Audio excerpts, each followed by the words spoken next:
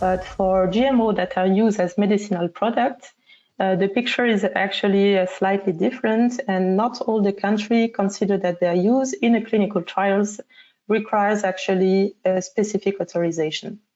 It's not the aim here to go separately through each country, but it's important to remember that a GMO approval is required in many regions where gene therapies clinical trials often take place, such as, for example, Europe, Canada, Japan, or Australia.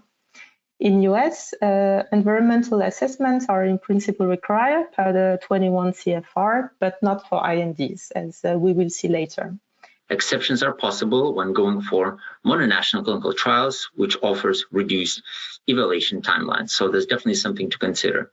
In the European Union, the GMO applications do not fall under UCTR, but rather national laws and have their own specificities when it comes to the evaluation timelines. They can be done before, at the time of, during, or after CTA submission and evaluation. Some countries even require GMO application to be actually approved before you can even submit the CTA.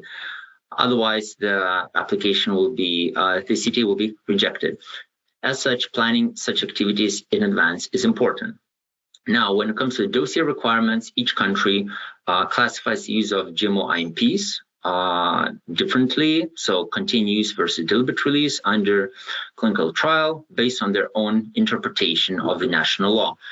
So they cannot survive or proliferate in the environment, and therefore they do not pose by themselves any environmental risk. However, there are still some remaining risk that comes from the viral vector that is commonly used during the manufacturing of this product. And here, two aspects are important. First is to see if there is a potential for formation of replication-competent virus. And second is if there are still some residual infectious vector particles present in the final drug product. This greatly eases the preparation and submission of GMO documents.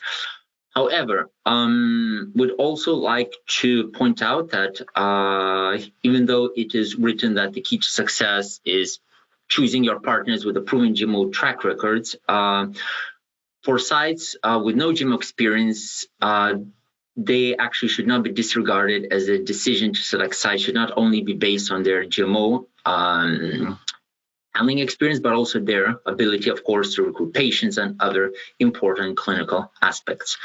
Now, when it comes to main points to ensuring such a effective collaboration, it's important that your partner CROs and the sites and vendors have clearly established SOPs in place when it comes to storage, handling, preparation, administration.